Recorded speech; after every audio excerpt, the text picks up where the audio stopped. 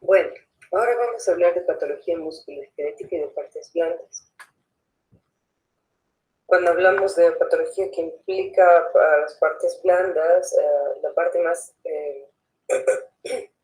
representativa, más importante, corresponde a la patología neoplásica o tumoral, que es también, son neoplasias no muy frecuentes, pero sobre todo se trata de neoplasias benignas. Hay una relación de 100 a 1. Por cada 100 neoplasias benignas que se presentan a este nivel, se presenta un caso de una neoplasia maligna, aunque por su parte las neoplasias malignas de partes blandas suelen ser neoplasias muy agresivas. Y tenemos también un grupo intermedio que son neoplasias borderline, que ahorita vamos a ver. Las neoplasias de partes blandas parten de distintas partes del cuerpo que no incluyen sistema nervioso central, epitelios u órganos específicos. Les muestro acá. Entonces están formados o corresponden a neoplasias que van a partir del tejido muscular, del tejido adiposo, del tejido fibroso, de los vasos o de los nervios, pero solo de la porción nerviosa periférica, no incluye el sistema nervioso central. Tienen una edad de presentación por encima de la cuarta a quinta década de vida con más frecuencia, pero también hay grupos específicos o tipos específicos de neoplasias que se van a presentar en la infancia o hasta la adolescencia. Sobre todo se presentan más en varones que en mujeres. Y bueno, va a depender de la clasificación histológica, del grado histológico y de la estratificación para tener un pronóstico de sobrevida del paciente. Las neoplasias malignas tienen una supervivencia del 40% o menos a 10 años. O sea, son los sarcomas, en este caso, son neoplasias muy agresivas. Los sitios de localización son principalmente a nivel de las extremidades, sobre todo las extremidades inferiores, a nivel de los muslos, es donde se localizan con mayor frecuencia la gran mayoría de las neoplasias de partes blandas. En segundo lugar están las extremidades superiores, también el cuello y el tórax. La OMS las clasifica como neoplasias benignas, intermedias o borderline y malignas.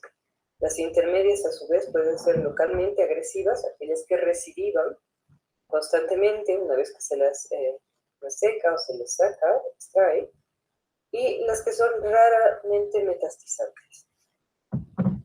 Bueno, hemos visto de qué tejidos están partiendo estas neoplasias.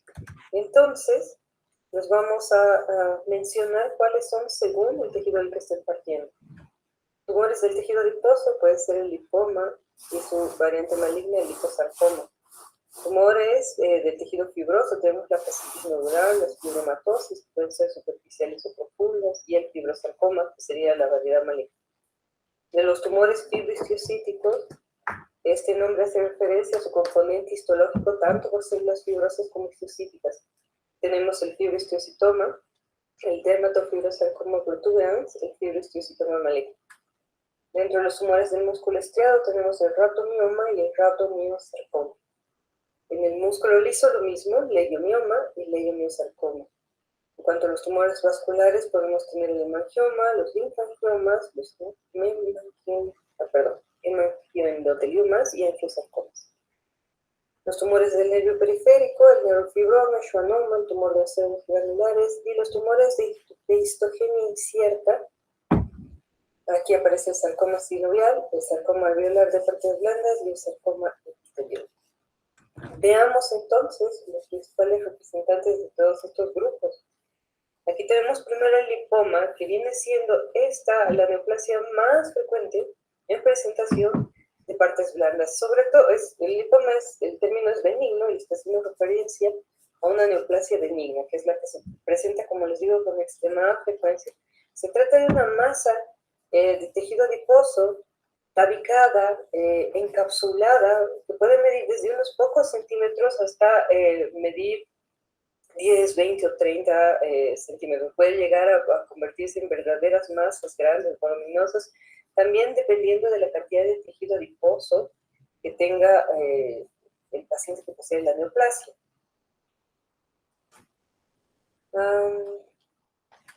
Dependiendo de algún componente adicional que se le pueda unir al lipoma, este va a recibir un nombre o el nombre se vuelve compuesto. Por ejemplo, si contiene tejido fibroso, recibe el nombre de tejido de fibrolipoma. Si tiene un componente vascular, angiolipoma o mielolipoma. Luego tenemos el lipoma pleomórfico, que muestra células pleomórficas benignas, pero con características variables. La clínica de los lipomas es que son masas desplazables, indoloras, blandas, salvo el angiolipoma, que esta sí, por el componente vascular, suele ser doloroso. Entonces aquí tienen masas que están partiendo del tejido adiposo, constituidas histológicamente por células adiposas maduras, como lo que están viendo acá. No podemos ver sus núcleos y eso nos hace entender que este es un adipocito maduro, separados en lóbulos por septos de tejido fibroconectivo, dependiendo de cuán gruesos o cuánta presencia de tejido fibroso, para que ya no hablemos de solo un lipoma, sino de un fibrolipoma. Luego el liposarcoma, al ser las neoplasias de tejido adiposo las más frecuentes, el liposarcoma también viene siendo uno de los más frecuentes en presentación como variante maligna. Mientras que los lipomas benignos se van a localizar sobre todo en las extremidades, en la porción distal, los liposarcomas tienden a ser de localización más central, o sea, en la parte proximal de las extremidades y sobre todo en el retroperitoneo, en la parte central. Pueden subdividirse como liposarcomas bien diferenciados, mixoides, que básicamente tienen una base mixoide, la neoplasia, y pleomórficos, con la cantidad de células pleomórficas que puedan mostrar. La característica del liposarcoma, si bien se trata de un sarcoma, de una neoplasia maligna, no es muy agresiva, pero sí tiende mucho a la recidiva. Aquí estamos viendo las características histológicas. Otro detalle de los liposarcomas es que tienden a ser masas mucho más grandes que los lipomas, con un crecimiento más veloz. Macroscópicamente pueden verse similares a un lipoma. Algo que nos tiene que llamar la atención sí es que la masa sea voluminosa a pesar de la poca cantidad de tejido adiposo de quien la posee. O sea, a pesar de tratarse de una persona delgada, por ejemplo, y de localización central.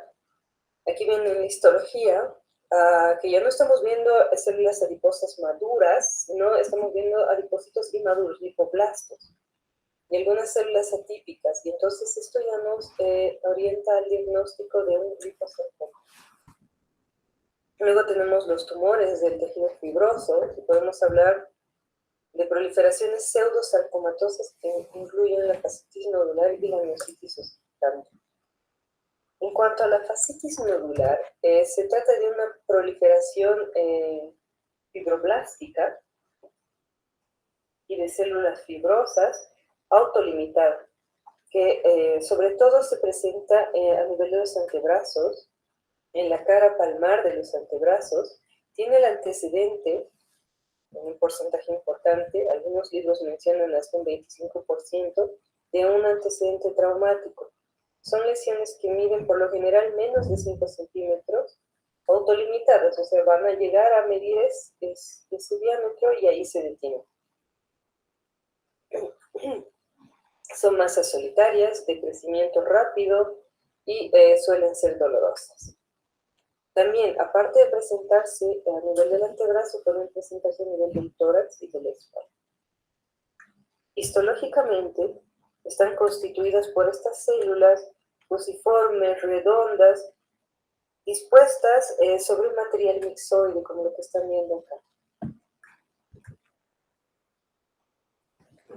Luego tenemos las fibromatosis. Cuando hablamos de una fibromatosis, de la misma manera que en el caso anterior, estamos hablando de una proliferación fibroblástica.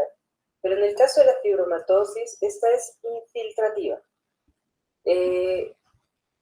Si bien la infiltración es un dato maligno, en este caso no. En este caso hace referencia a que las células fibrosas que componen esta neoplasia tienden a extenderse, a crecer hacia los tejidos vecinos, en este caso hacia fascias, tejido adiposo, tejido muscular, porque esa es la característica del tejido fibroso, de extenderse. Entonces, cuando aparecen estas fibromatosis, se trata de una neoplasia que llega a medir entre unos pocos centímetros a 15 centímetros como máximo, que se añade, que se adhiere a tejidos vecinos, lo que hace que, al tratarse de tejido fibroso, que contraiga los tejidos vecinos,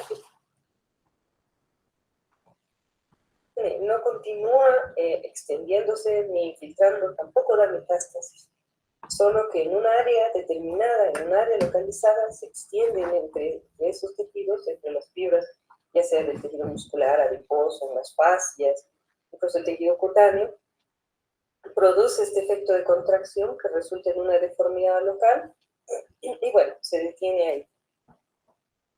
Un detalle también de las fibromatosis es que tienden a recidivar. Tenemos dentro de las fibromatosis tres tipos de presentación o tres formas de presentación que a su vez reciben nombres específicos.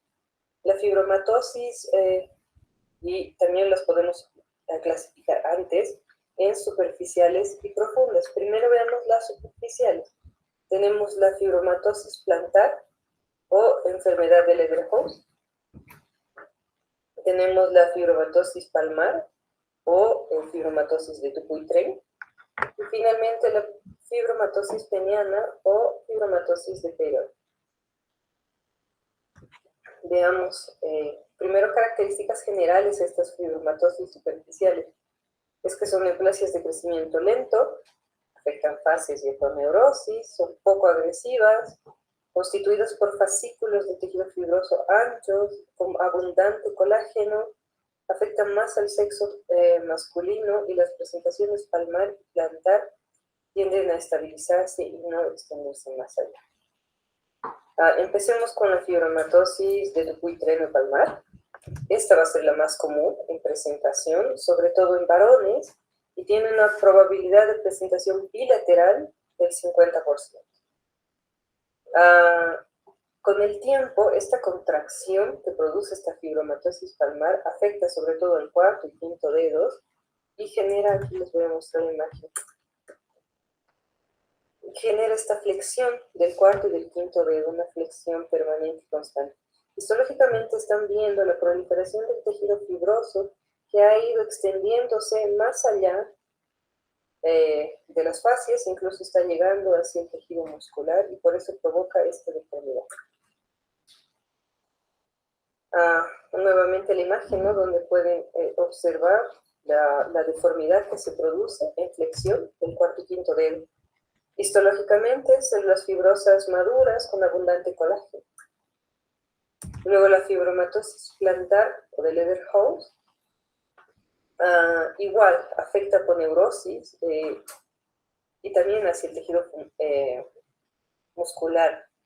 Está constituida por fibroblastos y fibrocitos maduros.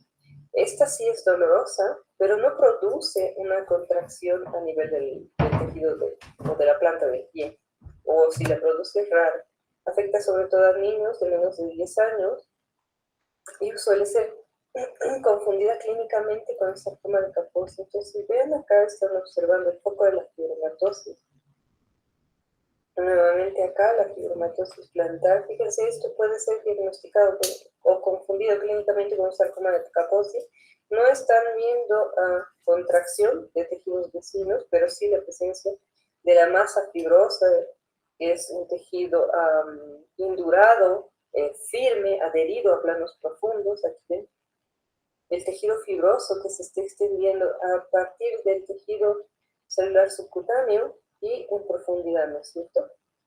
Con abundante colágeno, por eso esa característica. Luego la fibromatosis peniana o de Peyronie. Se trata de un engrosamiento de la capa fibrosa de la dermis, de los cuerpos cavernosos y también de la túnica albuginea, que puede ir afectando varios tejidos. Entonces va a producir una curvatura hacia el lado de la lesión, una curvatura del pene hacia el lado de la lesión. Sobre todo se presenta a nivel del dorso del pene. Esto produce una restricción de movimientos y obviamente va a ser doloroso a la erección. Afecta a varones por encima de los 40 años que tenemos. Como el proceso fibroso o la fibromatosis tiende a producir esta curvatura hacia el lado de la lesión. Ahora veamos las fibromatosis profundas. Estas afectan el tejido muscular más profundo. Son igual neoplasias constituidas por tejido fibroso benigno, pero son masas un poco más infiltrantes, más grandes, de crecimiento más rápido, pero siguen siendo células o fibrocitos maduros, bien diferenciados. O sea, se trata aún de un proceso benigno.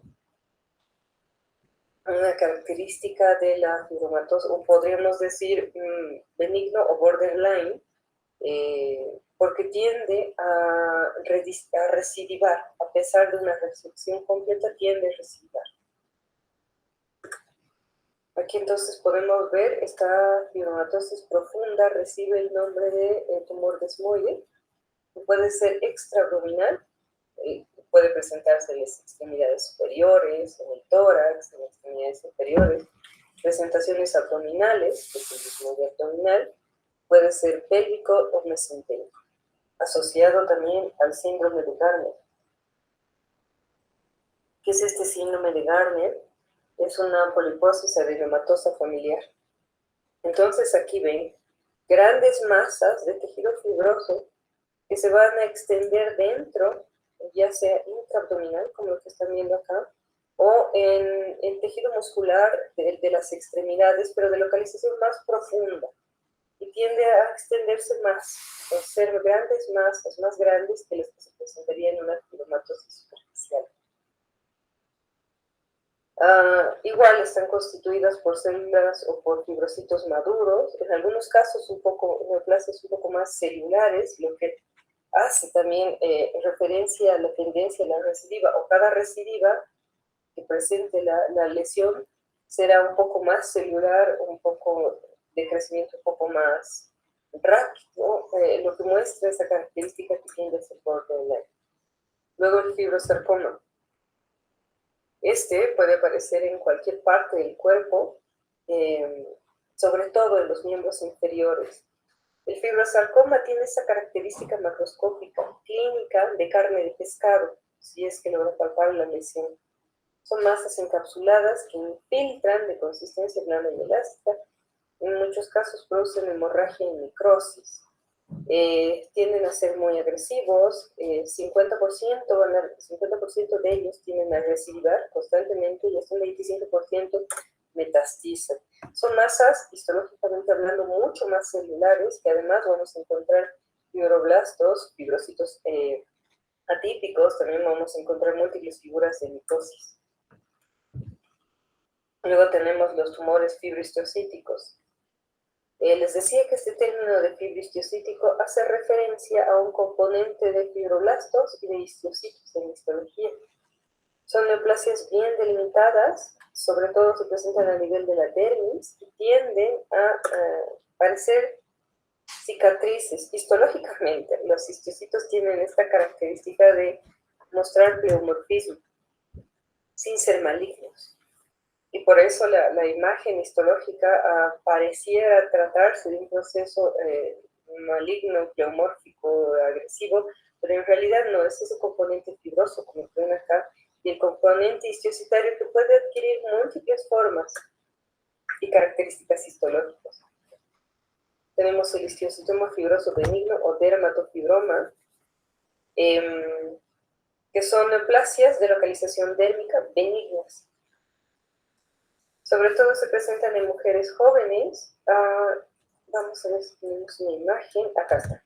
Y entonces, les decía que es de localización dérmica, son neoplasias bien delimitadas, pequeñas y que generan clínicamente esta característica de una lesión a manera de cúpula, indurada, firme, fija a planos. Histológicamente lo que estaríamos viendo es esto, ¿no es cierto? La proliferación neoplásica a nivel de la dermis y de la hipodermis. Esta es piel delgada, ¿no es cierto? Luego viene, después de la epidermis, tenemos la dermis papilar, dermis reticular. Inmediatamente por abajo tendríamos que ver la hipodermis o tejido celular subcutáneo. Aquí deberíamos estar viendo algo de tejido adiposo.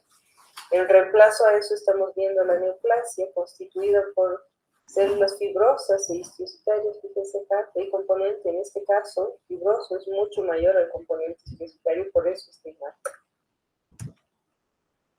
Luego tenemos el dermatofibrosarcoma protuberans. Es de crecimiento lento, pero tiende a recidivar, por eso se dice localmente agresivo. Rara vez metastiza, pero también puede hacer. Son nódulos sólidos, firmes, que se localizan sobre todo central, mientras que el dermatofibroma, el benigno, por sí se va a presentar sobre todo en las extremidades. Para el dermatofibrosarcoma, la localización central a nivel del tronco es más frecuente. Y clínicamente mostrarían la misma característica, masas puliformes, adheridas a planos, pero estas tienden a crecer un poco más, extenderse. Luego tenemos el esquiostoma fibroso maligno. Este viene siendo la neoplasia sarcomatosa más común en adultos. Sobre todo se presentan por encima de la quinta década de vida. Aparece más que todo en varones, a nivel de los muslos y en el retroperitoneo. Bueno, y podemos observar, ¿no es cierto?, ese componente histiocytario pleomórfico, similar a lo que hemos visto en unas diapositivas hasta arriba, un componente fibroso histiocytario, pero con células atípicas, figuras de mitosis, etc. Ahora pasemos a los tumores del músculo estriado y hablemos del rhabdomyosarcoma. El rhabdomioma es la lesión benigna y el rhabdomyosarcoma viene siendo la lesión maligna. Hablemos directamente del rhabdomyosarcoma, siendo esta una de las neoplasias sarcomatosas de partes blandas más frecuentes de la infancia y de la adolescencia. Sobre todo se presentan a nivel del cuello y de la cabeza, también del aparato genitourinario.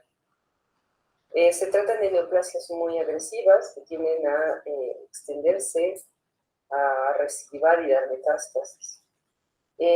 Para el diagnóstico histológico del rhabdomyosarcoma lo que tenemos que identificar es el rhabdomioblasto. Tenemos tres subtipos histológicos de presentación del rhabdomyosarcoma: el rhabdomyosarcoma embrionario, el alveolar y el anaplásico. Dentro de del rhabdomyosarcoma, aparece una neoplasia que es el sarcoma botrytis, que es de presentación en cavidades huecas como la nasofaringe, el colédoco, la vejiga y la vagina. Este sarcoma botrytis sobre todo tiende a presentarse con más frecuencia en la vagina en niñas, y esa sería una de las formas más frecuentes de aparición del rhabdomyosarcoma embrionario. Este nombre de rhabdomyosarcoma embrionario hace referencia a su componente histológico de rhabdomioblastos, o células de músculo estriado embrionarias, y por eso recibe el nombre. Voy a avanzar una diapositiva. Entonces, fíjense, aquí tenemos el rhabdomyosarcoma embrionario, como sarcoma botrytis presentándose en una cavidad hueca, en este caso en la vagina, y les decía que es una forma de presentación de esta neoplasia en niños. Tiende a exteriorizarse hacia la superficie, como lo que están viendo acá, como una zarzamora, como las moras, múltiples vesículas que tienen a protruir de la cavidad. Histológicamente, pues estamos viendo los rhabdomioblastos, ¿no es cierto? Células embrionarias de músculo estriado que estarían formando, constituyendo esta neoplasia. Aquí les decía que el rhabdomioblasto es la célula diagnóstica, ¿no es cierto? Que estamos viendo células de músculo estriado, pero como son inmaduras no tienen esa forma todavía alargada en uso que tiene el músculo isquiado característico. Todavía guardan cierta forma embrionaria, un poco más redonda, pero lo que sí es podemos identificar la estriación en estas células. Luego tenemos el radiomiosarcoma alveolar. Igual está constituido por radionoblastos, pero estos tienden a disponerse generando unos espacios, lo que recuerda al tejido alveolar del pulmón, por eso recibe este término. Vamos a avanzar unas diapositivas. Este es el radiomiosarcoma alveolar. Vean los espacios que se forman que recuerdan los espacios de los alveolos y por eso recibe este nombre, y aquí también los radionoblastos. Luego tenemos el radiomiosarcoma anaplásico, que va a presentar células anaplásicas. Se presenta con más frecuencia en niños, es sumamente agresivo. De los tres, viene siendo el más agresivo que tiene el radiomiosarcoma anaplásico. Esas células gigantes anaplásicas, sumamente desdiferenciadas respecto al tejido muscular estriado. Creo que ya hemos indicado todo esto aquí. Cuando hablamos de tumores del músculo, pues debemos utilizar, es importante utilizar inmunohistoquímica porque en algunos casos, como el que estaban viendo acá, las neoplasias pueden realmente ser muy indiferenciadas. Entonces podemos utilizar, si son tumores de músculo estriado, la miogenina, y para tumores de músculo liso vamos a utilizar la desmina o la actina del músculo liso. Pasemos a las neoplasias de músculo liso ahora. Los leiomiomas ya son conocidos por ustedes porque se tratan de neoplasias sumamente frecuentes a nivel del cuerpo uterino. Están constituidas por músculo liso, benigno, músculo liso maduro, que se va a disponer en forma arremolinada, constituyendo, formando estas masas redondeadas, encapsuladas, regulares, de crecimiento lento, que puede medir desde unos pocos milímetros hasta constituirse en grandes masas de varios centímetros de diámetro. Y bueno, tratándose de neoplasias benignas, no son indoloras, no generan alguna clínica, podrían no generar alguna clínica dependiendo también del tamaño de la localización. Recuerden que las localizaciones submucosas tienden a producir sangrados fuera del ciclo de la menstruación.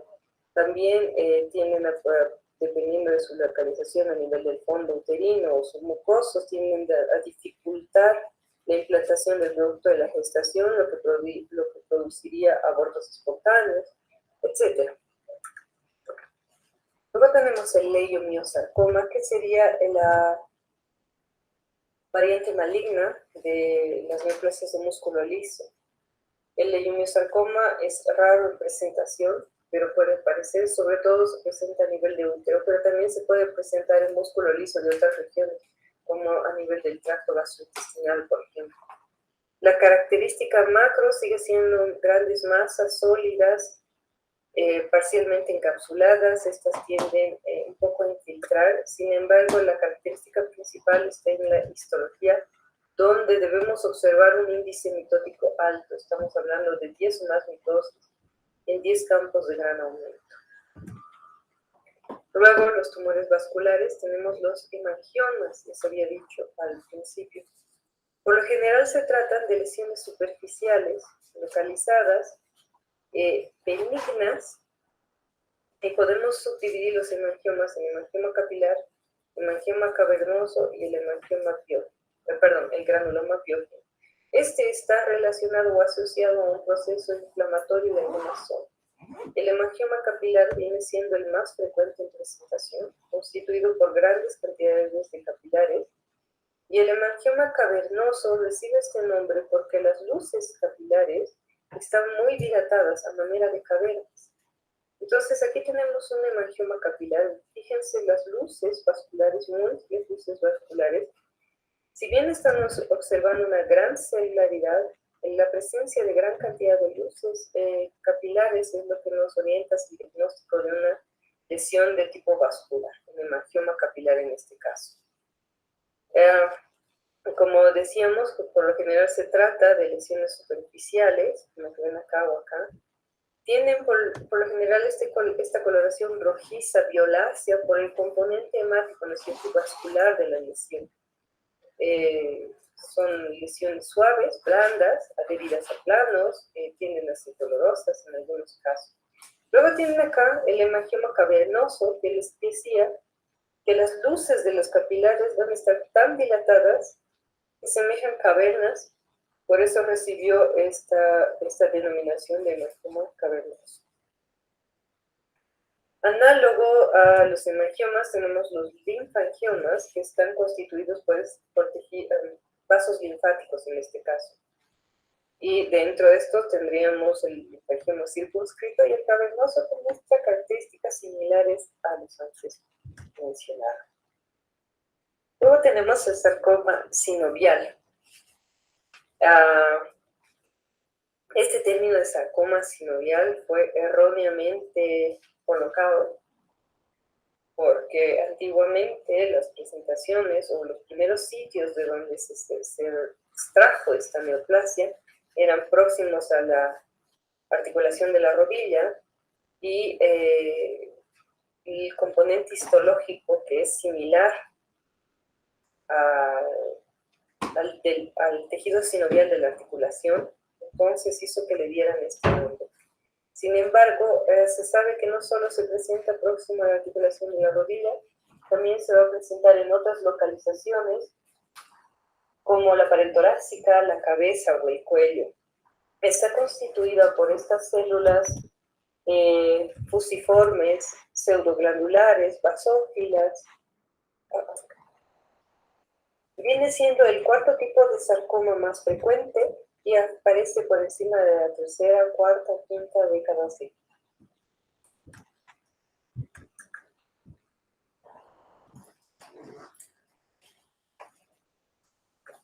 Muy bien. Ahora pasemos a las miocitis para terminar de revisar lo que corresponde al tejido muscular.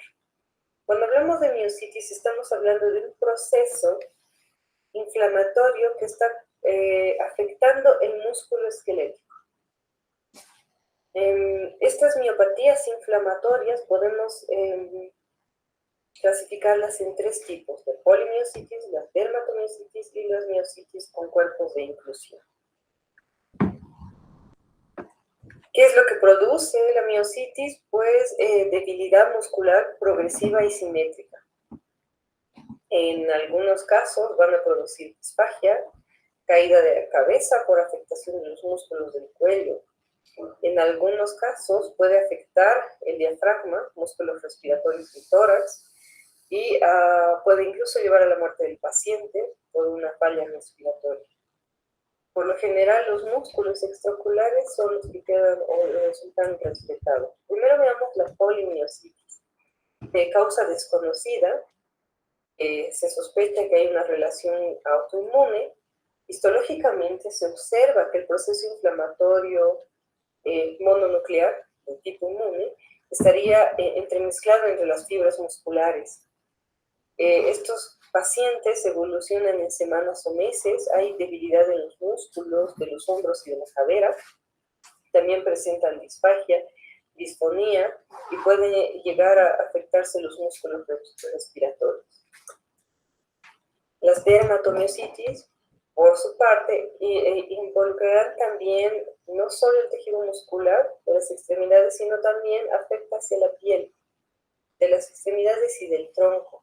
Entonces esto hace que se vea un proceso inflamatorio a nivel de la piel está inflamada, eritematosa. Estos pacientes evolucionan más rápido, significa que el cuadro se hace evidente más rápido. Afecta más a niños antes de los 15 años de edad, como un extremo, o al otro extremo, a adultos por encima de la cuarta, quinta, sexta década de vida. ¿Cómo se manifiesta clínicamente? Como mialgias, debilidad y rigidez. También los pacientes presentan disfagia y esto, la diferencia de las otras miocitis, la erupción cutánea, que puede presentarse en párpados o edema de la zona o de la región afectada. también los pacientes presentan dificultad respiratoria. Entonces, aquí están viendo la dermatomiositis, el proceso inflamatorio que está incluyendo la piel con zonas eritematosas, inflamadas, acá también. Y la miositis por cuerpos de inclusión. Histológicamente, recibe este nombre porque histológicamente se observan unos cuerpos de inclusión. En ese caso, la dermatomiositis, por si acaso, hay cierta relación con procesos infecciosos virales, mientras que la polimiositis y la miositis con cuerpos de inclusión igual están relacionados con procesos autoinmunes. Se presenta más que todo en varones por encima de los 50 años. Esta tiene un tipo de progresión muy lento, evoluciona en años. Se presenta como debilidad muscular proximal, progresiva y finalmente distal, asimétrica. Afecta sobre todo miembros inferiores, los glúteos mayores, los cuádriceps y los flexores del pie. Y llega finalmente a producir discapacidad, como lo que están viendo acá. Aquí están viendo las inclusiones testonadas, granulomatosas en medio del tejido muscular. También podemos observar el infiltrado mononuclear entre las fibras musculares estriadas. Este cuadro finalmente está tratando de comparar las distintas formas de presentación de las miopatías inflamatorias. Entonces, para las polimiositis hablamos de presentaciones por encima de los 18 años, mientras que las dermatomiositis se presentan más tempranas, menos de 15 años, o por encima de los 40 años. Luego las miositis con huecos de inclusión, sobre todo adultos mayores. En cuanto al componente familiar, tanto para las dermatomiositis como para las miositis con cuerpos de inclusión suele ser el caso. Acá las dermatomiositis están en relación también a la asociación con neoplasias. Luego, procesos virales asociados al VIH tenemos las polimiositis y las miositis con cuerpos de inclusión. Muy bien, eso como características principales de las distintas miopatías inflamatorias. Al tratarse de procesos inflamatorios crónicos, pues el tratamiento sobre todo está en relación al uso controlado de glucocorticoides. También se puede utilizar inmunoglobulinas intravenosas y algún fármaco que pueda modificar la enfermedad como el rituximab. Gracias.